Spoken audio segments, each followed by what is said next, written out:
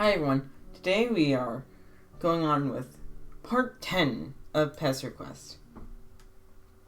This time we are on to volume 7, Route 2, A Fair Trial. It's a cool, breezy evening. Violet leaves crunch under your feet as you stroll casually through a dense and inviting forest. Not an environment you're used to on this planet, that's for sure. You should be lapping up the serenity like a thirsty dog at a zen fountain. Instead, you're brooding. So many new friends, all of them a special breed of sad. You don't like seeing sad people, so you've done everything in your power to fix them. Slumber party, matchmaking, throwing a giant spider into a volcano. The smiles your new friends greet you with are all the proof you need that you've been doing good work. And yet, you can't help but wonder how much of a difference any of this really makes.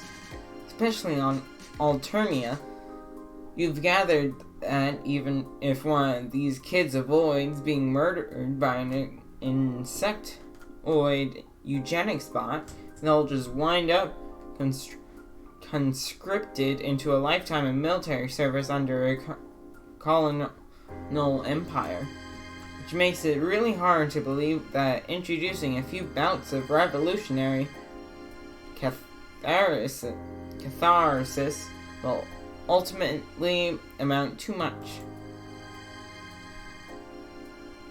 It's a depressing thought, and you're not entirely sure what to do with it, which is why you came out here. Nothing better for the soul like a nature hike, right? Maybe after a nice long walk, you'll come out right as, hey, is that a treehouse? What? Ouch. Ouch is right, criminal. Great, more shenanigans. You won't lie and say the prospect of making friends with a spooky shark in glaringly red shades isn't appealing, but criminal doesn't leave a great taste in your mouth. You try and move, well, you don't, because you're tied to a chair. Strike 2 on a bad taste scorecard. Probably shouldn't stick around for strike 3. A moment of uncharacteristic self-preservation, you close your eyes and attempt to zap away, but you can't. Your head hurts and your vision is still kinda hazy, which might imply brain damage on account of your surprise winging. With your luck, that probably means your superpowers are permanently broken. Typical. Looking up at your captor again, you can't help thinking the specs are a bit extra. What kind of loser wears big angular sunglasses like that anyway? You'd certainly be one to judge if you had the legal authority to do so. A fashionable dress like that with blood as deliciously red as yours. The hypocrisy. The hypocrisy on you stinks like a fragrant pus. Gross. Jeez, what's up with these aliens and their hang-ups about blood? Hang-ups.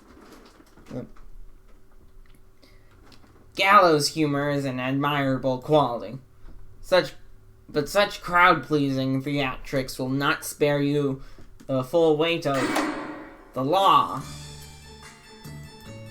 Bizarre tableau unfolds before you.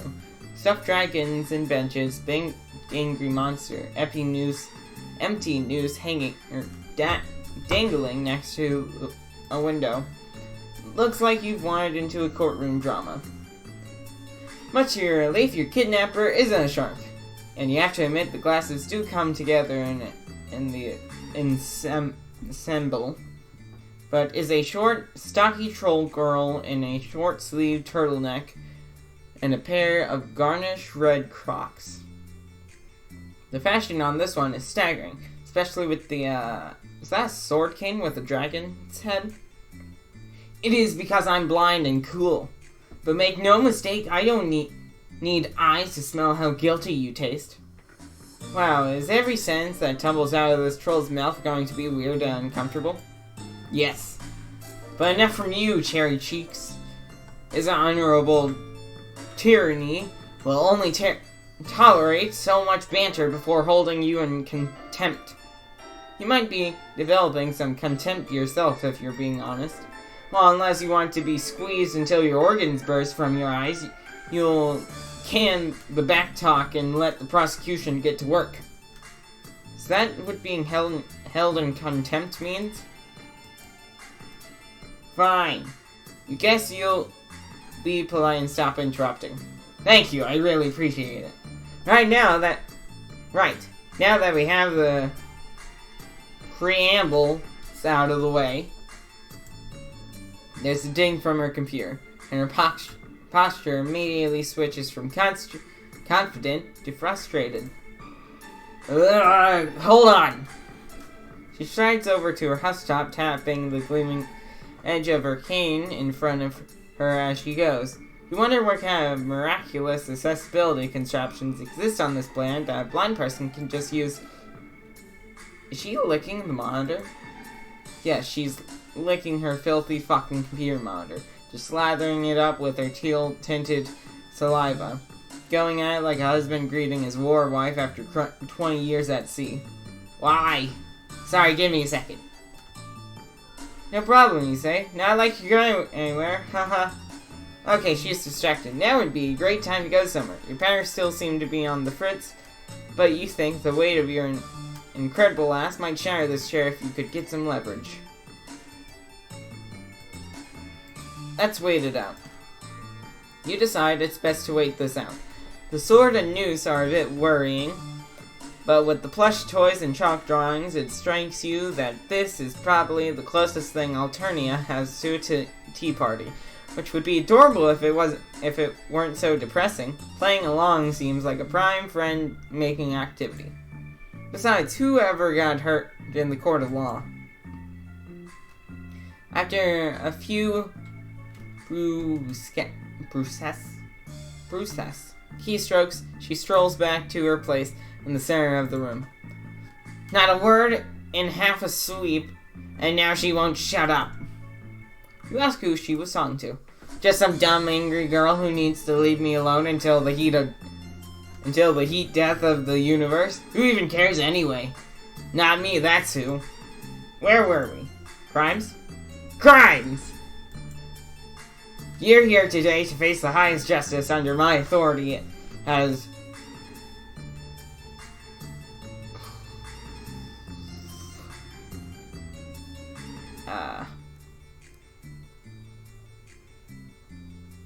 Prime Easter words? Prime Ministers? Something's League affiliated. Jesus Christ. Legislator in training of His Honorable Tyranny's court. And it is set with said authority that I accuse you of the most grievous of crimes against the empires of her imperious contention. Oh. What crime would that possibly be? Breaking and entering? Doping with clown? You guess she could technically nail you down as an accomplice to murder, but the crime of... Sexting? No, existing. Existing! What? You're waiting for the other shoe to drop, but the damn thing just seems to be stuck up there. What did she say about being in training? You're beginning to wonder if this, what did she call it? Slay lictor? Prosecutioner? Public dexterpitus? Dexterpitus? The words. Ugh. You're beginning to wonder if this murder lawyer actually knows what the hell she's talking about. Do you think I'm making this up? Do I really look like the kind of girl who would randomly commit unprompted and unjustified murder on a whim? Look, you've met some weird fucking trolls on this planet, and they all seem to have pretty laissez-faire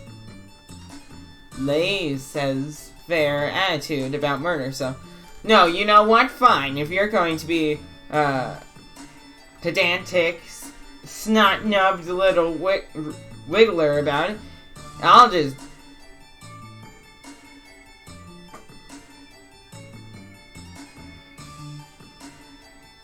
Recite? I'll just recite the whole fucking law verbatim. Article 5, subsection 11, paragraph 68 of this second new codes of Altarian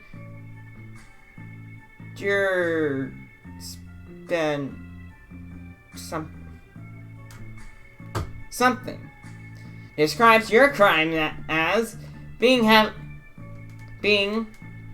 happen or possibly the capacity to be in need of material resource consumption for the purposes of curtailing biological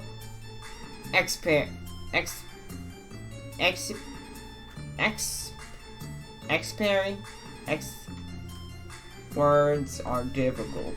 Existing in, of, around, or through imperial territory as one of the unclassifiable singulation mutant, one of the extrasolar origination alien, or one who plans to commit, has committed, or may possess the capacity to commit high crimes and fish demeanors against her imperial condescension.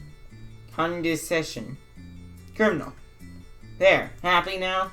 Dang, this girl really knows her stuff. Of course I do. I'm not some by lunar cycle troll slaughter consultant. I'm a fucking professional. Clearly. How could you question her expertise on the subject of what is and is not technically a crime when there are so many books piled up haphazardly? You definitely are existing as an alien after all. You guess that does, by definition, make you a criminal. From the look of that news, you doubt the punishment is something as quaint as being thrown in the slammer. So, is there an appeals process, or... She springs forward with surprising agility, presses her face right against yours, stiffing you with alarming enthusiasm. Your game of candied apple ignorance may convince the pan-scrambled clown fuckers in the cheap seats, but I smell the deception dripping off you like a delicious marmalade. You'll have to do better than this if you really want to. She sniffs. 1, 2. She sniffs again. Did Kanya make this dress? Oh look, an out. Yes, you say, you and her are great friends. The best, in fact. She thinks she should message Kanya right now to clear all this up, like a character witness. I've witnessed your character plenty, and it's it's as bland as they come. That's certainly not the worst contemplative noise you've ever heard. I may have misjudged you. If you tell anyone I said that, I'm going to cut your arms off and I'm going to cut off your arms and use them to fingerpaint bulges on your face until you bleed to get death. You decide that keeping this pointedly mundane secret is definitely in your best interest. So, does this mean you're free to go? Not so fast. May have implies possibility, not certainty. Maybe Kanya gave you this dress because she likes you, or maybe you pressured her into it circumstantially. Maybe yours a delightful. Maybe yours a delightfully clueless and well-intentioned interloper from beyond the stars, or maybe you were sent here as a sleeper agent to learn all of our weaknesses, so that the entities controlling you can sabotage our future. In cases such as these, I find the best course of action is to leave the verdict up to chance.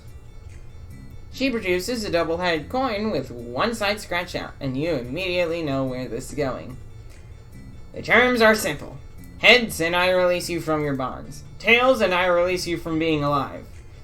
Is she really about to take you out like a gangster who just betrayed their duality-themed mob boss? Before you can request a less Saturday morning cartoon solution, she flips the coin into the air. Well, this is bad. It's bad and it kind of makes you angry.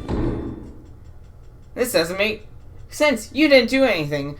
But here you are with a 50-50 chance of getting murked by a jovial gremlin anyway. Does she think this is normal? Your head is cleared enough you could zap away if you really tried, but something about this murder lawyer is stuck in your craw.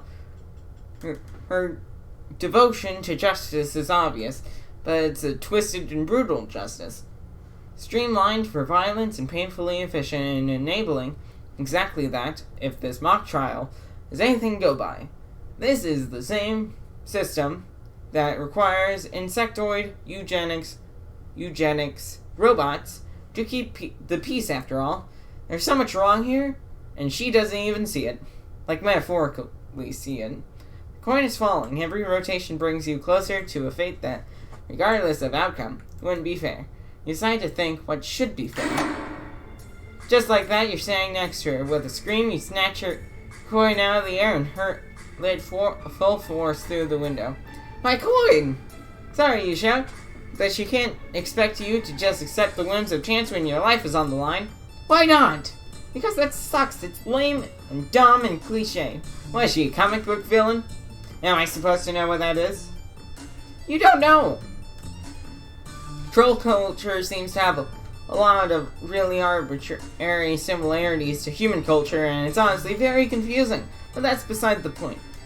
With a broad sweep of your arm, you gesture at her, drawing the honorary Tyrannosaurus or whatever, and ask what he would think of your little stunt just now. The trial isn't for him. We act like it is, but everyone knows he's just a big hangry monster. Huh? Then who? It's for the audience, obviously. By the time you make it to the stand, you're basically dead already. Don't the accused get a chance to defend themselves? Defend? Ha! Only the outrageously guilty would ever think to defend themselves in a court of law. Wow, that's fucked up. What's the point of even having a trial then?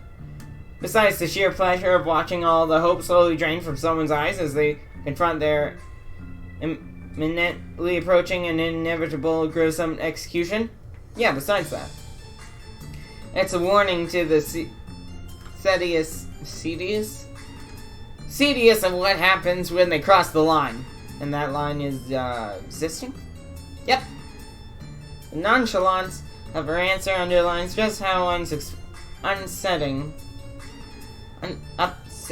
just how upsetting all of this really is.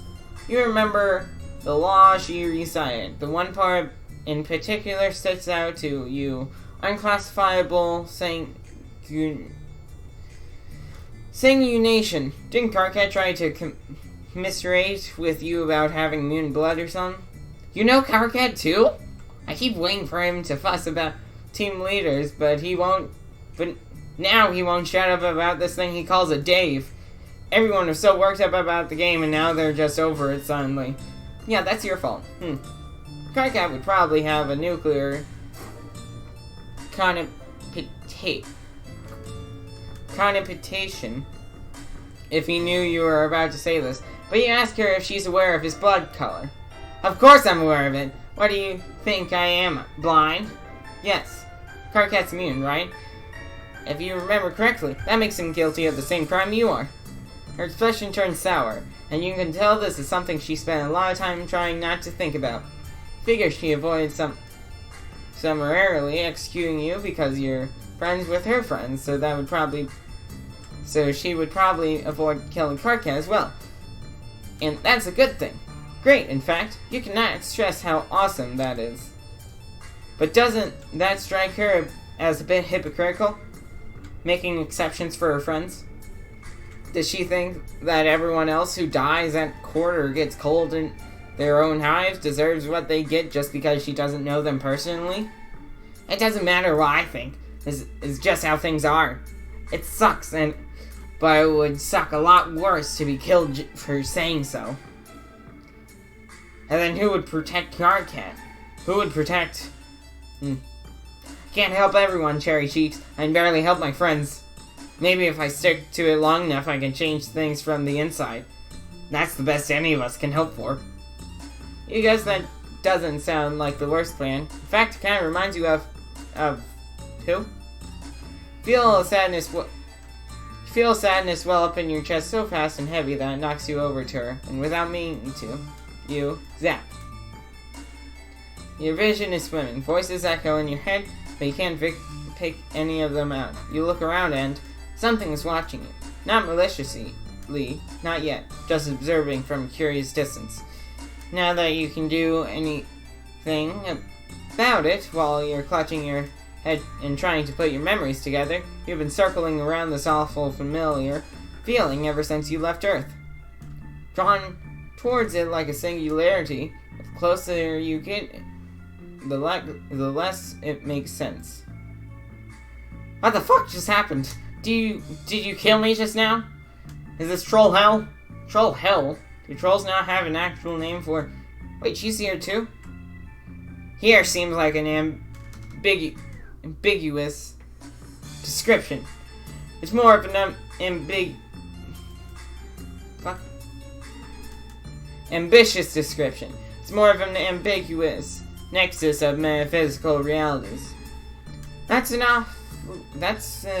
awfully specific description. Has she been here before? No, but I tasted places like it in my dreams. Great, even more shenanigans. Look around and try to get your bearings, but nothing seems to be in focus. It's all too low resolution. Simultaneously, too bright and too dark to make sense of. You okay over there, Cherry Cheeks? Your blood smells really loud right now. You wouldn't know how to react to that even if you weren't having a memory-induced thought seizure. Pieces are too far apart, and you can't quite put it together, but you remember... friends?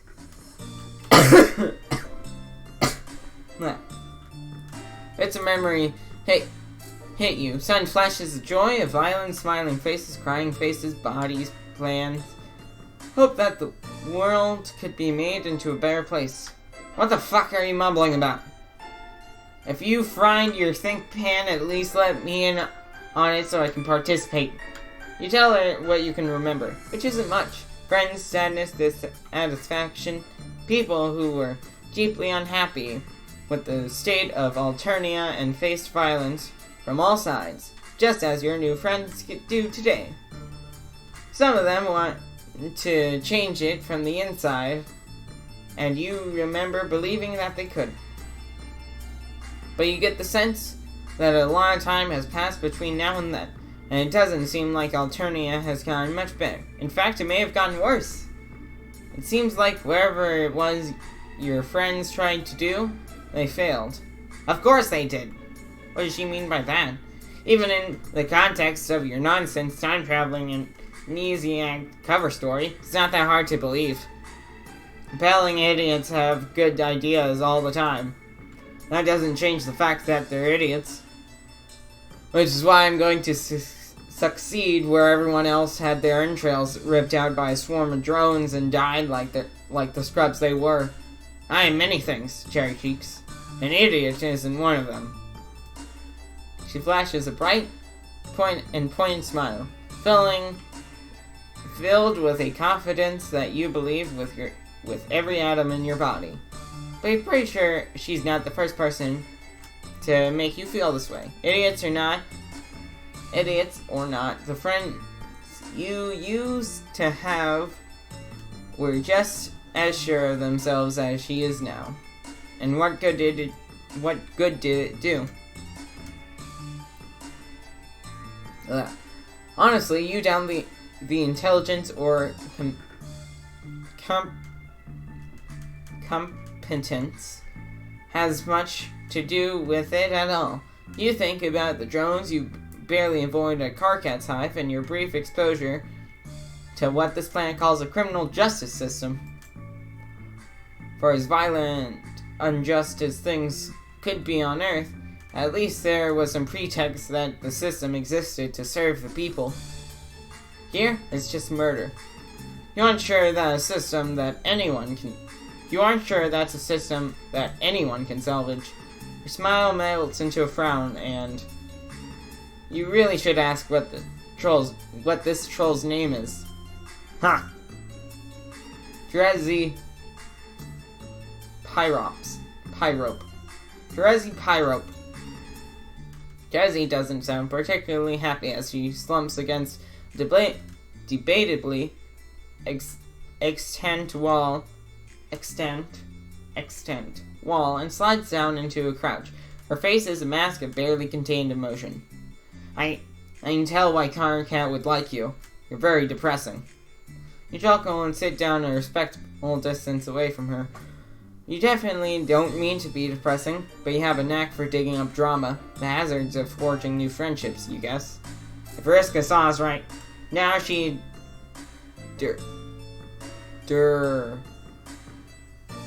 derisively laugh herself into an aneurysm. Drezzy knows Vriska? That's one way to put it. We were practically sisters before she broke the rules and ruined everything. How do you know her?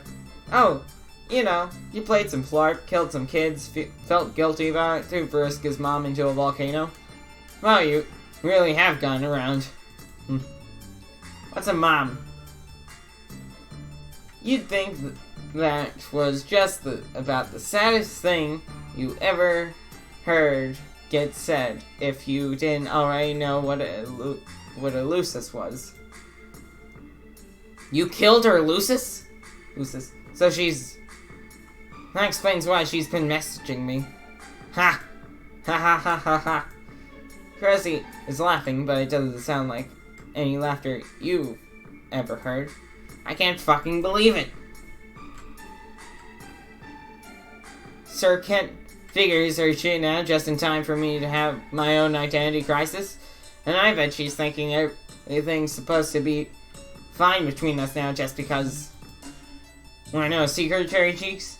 Might as well add another one to the pile, you say? I have no idea what I'm doing. Never have. And now I don't think I ever will. Well, that's bleak. You guess you're sorry? It's not your fault. You haven't told me anything I didn't know. Didn't already know. Her lips are trembling as she reaches behind her and pulls out a box of chalk and removes a red piece. You think it's a weird time for artistic expression, but... Oh, she's eating it. Drezzy offers you a piece. You don't want to be rude, but you also really don't want to eat chalk. She shrugs and crunches on it like an unshelled lobster. You guess you have to take that in stride. The more important thing is that Drezzy is unconsolably sad, which sucks because you're the only person in a position to console her.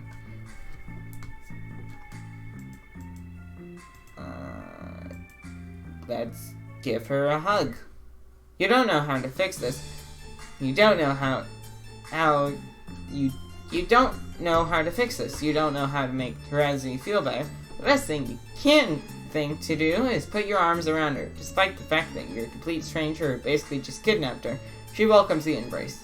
I hate her for what she did. Not to me, but our friends. All but went to war over it. After our truce, we cut ties. My hope was that she would avoid hurting anyone else, but deep down I knew I would have to kill her eventually. In the name of justice. Ugh. She did terrible things, but so did I. We did some of them together. Why wasn't I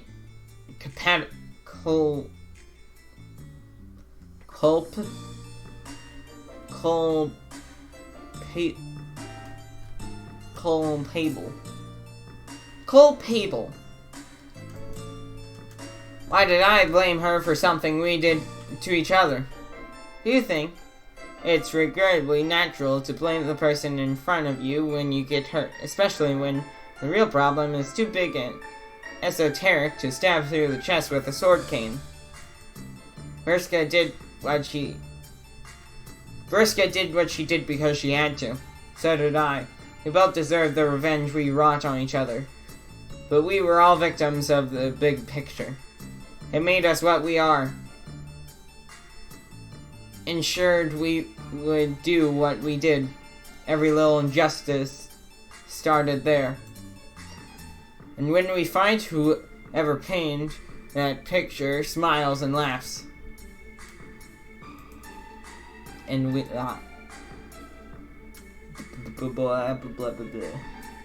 because they know they've already won. She sits up a little straighter, and you feel your spine following suit almost on its own. Fuck that. Trezzy slips out of your arms and stands up, pulling you to your feet with her. Her entire demeanor has changed. She's practically vibrating with determination. Take me to Vriska's hive. I'm assuming that's a thing you can do. Oh, yeah. That's a thing you can do. Your mind is still buzzing, but talking to Trezzy calm that storm just enough for you to focus. As you take her hand, you spare a last look around this bizarre, impossible space. You still feel watched, but it's distant now, maybe even approving. You have so many questions, but those will have to wait. Right now, you've got work to do. Zap. Before you even see where you've landed, Trezzy marches up to a very surprised Vriska and backs her up against the wall. She stops just a few feet away, looking at the cruelly inspired girl with anger on her face. Despite her difference in stature, Vriska is intimidated. You caught her off guard, and Trezzy is unflinching. The room is completely silent. You see Trezzy clenching her fists. She looks one wrong move away from unleashing hell. This isn't quite what you had in mind when you brought her here, and you really hope your new friends aren't about to fight each other. Something in the air changes. You aren't entirely sure what's happening, but something is definitely happening, and you figure it's best to just cross your arms and pretend you don't exist. Trezzy's posture softens. Her hand relaxes as she breathes a soft sigh. Vriska straightens up, letting her own tension dissipate. You guess you're feeling a little less tense yourself? When Vriska cracks a hesitant smile, Trezzy leans back. She's sniffing the air intensely. Feels like a good sign? Everyone's getting a little looser, a little more casual. Definitely an improvement. Then they both start cackling, slapping their knees like they've just heard the most hilarious knock-knock joke in history. You'd sure like to get in on the joke too, but you figure it would probably be rude to ask. And then they hug? You're not exactly sure what just happened, but you figure hugging is a powerful platonic friend activity, even in the worst of times. It's gotten you this far after all. Yeah, that's all this is, just two gal pals hugging it out. It's so sweet you could cry. When they separate, Trezzy meanders over to a window overlooking the pit where Vriska Lucis used to live. So she is dead. Oh yeah. Yeah, I can't remember her voice. Oh yeah, I'm real broken up about it too. Vriska winks at you. No, you're not. No, I'm not. Trezzy turns and leans up against the windowsill. You have a lot to make up for. That's why I've been messaging you. I want to apologize, okay? I don't want your apology, Vriska. I have a lot to make up for, too. There's definitely some kind of something going on in this room, and that you're completely oblivious to. You wonder what went down between these girls that they can't even talk about what they're talking about. What do you mean? There is so much injustice in the world. Every drop of deliciously innocent and painfully extracted blood on this planet is just pain for the fishy fuck-ups fishy fucks up top to play with. And the worst part is, that we were complicit. We revel in it, even. I reveled in it. Crazy, are you? I could never make this violence good, so they had to make it fun. And I had so much fun hurting people. Who knows how long I would have gone on like that if it hadn't been for our weird invasive species of friend here. Our weird invasive species of friend here. Krusty wipes a tear from her cheek and smiles at you.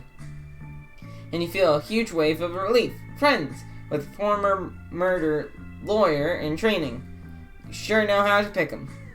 For once, Furiska, I want to revel in something good. I want them to feel the razor edge of their own justice. I want their blood to stain the dirt beneath my feet like the pathetic wiggling insects they are. But I can't do it alone. I don't want to do it alone. You watch as Trezzy takes in a measured breath. For just a moment, you can imagine her standing in a room full of determined people. Just behind the person everyone else would call leader, smiling a wicked smile. She's not the one who commands the stage, you think. She's the one who controls the spotlight. She's the one who knows what happens next. I'm not sure what we are together anymore, Vriska. I've hated you. I've failed a lot of things. What I know is that we're dangerous, and fate seems determined to make us rivals.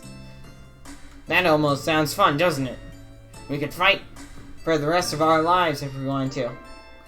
Each the scourge of the other until one or both of us winds up dead. They tell stories about us for a long time. But I don't want that to happen anymore. Do you?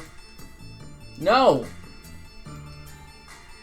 You haven't known Vriska very long, but this is a side of her you've never seen. You doubt many people have. It's actually really awkward. You should probably go. But your prying curiosity and desire for interpersonal closure keeps you glued to the spot. We've had the right idea in the wrong circumstances. But this time, I think we can really do something together.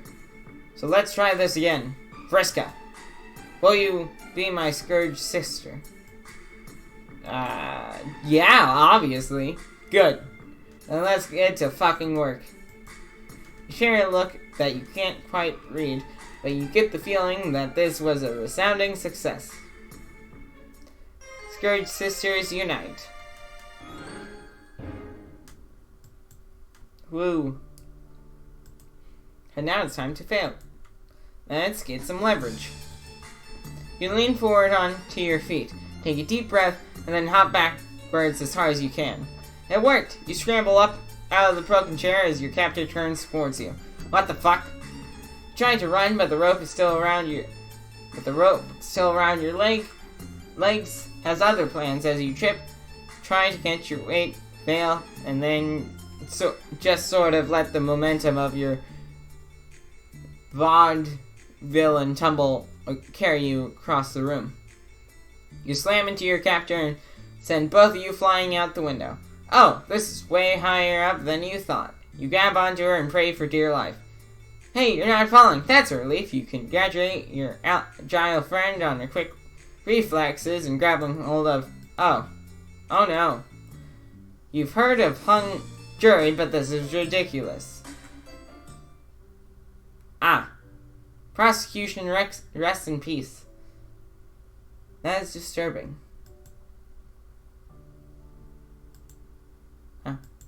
Let's give her a distraction. You heave a mournful sigh. Alternia's a meat grinder, fine-tuned to pulverize anyone who tries to gum up the works.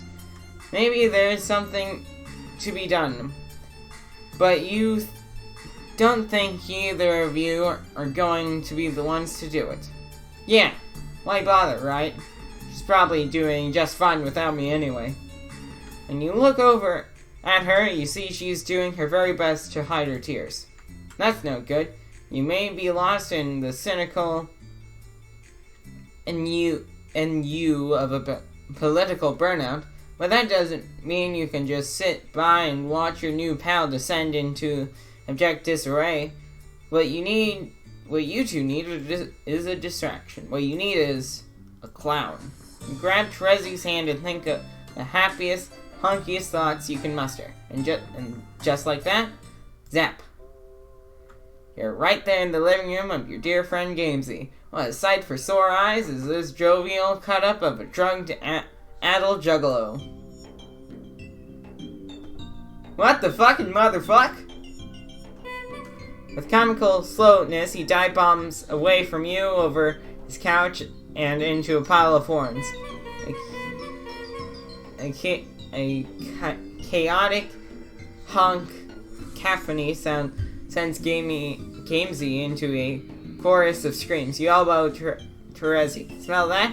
How can she possibly think about crushing impossibility of making the world a better place when this fellow is over here acting like such a fool?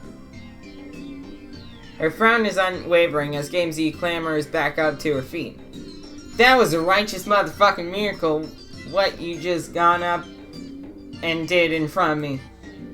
Got me scared hunk-wise right into the horn pile, my brother. It's a real good thing I'm tripping the pie clown-tastic right now, otherwise my pump biscuit would have flipped turnways hard enough to make me be all violent on a motherfucker. The smile is nothing if not quarterly unhinged. Hey, James. Terezi? Well, fuck me situation. Lee up. Well, what'd it do, my sister? It do too much. Shit, man, that's some bad news to hear. Now that I'm looking all up at you motherfuckers, you seem pretty hellaciously burdened. Like in the soul, what we have. You agree that you do all have souls? Probably. That's the answer he was looking for, right? If I have a soul, it's a tar-tasting slime stuck on the bottom of a ground pusher covering. You mean a shoe? Whatever. Well, I don't know what you two hoes have scribbled down on your planners for tonight, but if it's the world what has you weary-eyed, methinks maybe you should be getting to have your think pans all up in some pie pans, my mans. That's not a bad idea. Why, a better distraction from this dystopic nightmare of Alternia than the warm, comforting embrace of hallucinogenic drugs. Terezi seems momentarily unsure, like some sensible part of her is desperately begging her to do literally anything else. Fuck it. She plops down on the couch with determination, sinking into it like a sack of disillusioned potatoes. That is directly the noise what I like to hear. Gamesy slithers down next to her and puts an arm over Terezi's shoulder. She tenses up, but doesn't push him away. What about you, Miracle Themeser? Do you want to be getting all in with this? He pats the seat next to him with a delightful grin. You think you feel the same type of reason Terezi felt, but you'll be damned if you pretend to have more sense than a lawyer. Besides, you're having a hard time imagining anywhere you'd rather be than in the arms of a fragrant clown. He puts an arm around your shoulders as you sit and try to make yourself comfortable. Now ain't this just the coziest motherfucking snuggle sesh there ever was? You see Terezi sniff at an open, half-empty Faygo bottle before taking a big swig. Pass me some of that wicked elixir, my sister. Gamesy takes his own sip, gargling as he sucks from the bottle. By the time he passes it to you, you're pretty sure it's more backwash than Faygo, which is still more Faygo than none, you guess. Which is, without a doubt, the most vile combination of taste and viscosity you have ever put into your body. But hey, at least now you're not thinking about politics. As you toss the empty bottle to the ground, already lost in a stupefied haze, you glance over at your new pal Terezi. She doesn't look happy, but at least she doesn't look sad. Goal accomplished, you guess. Wasted.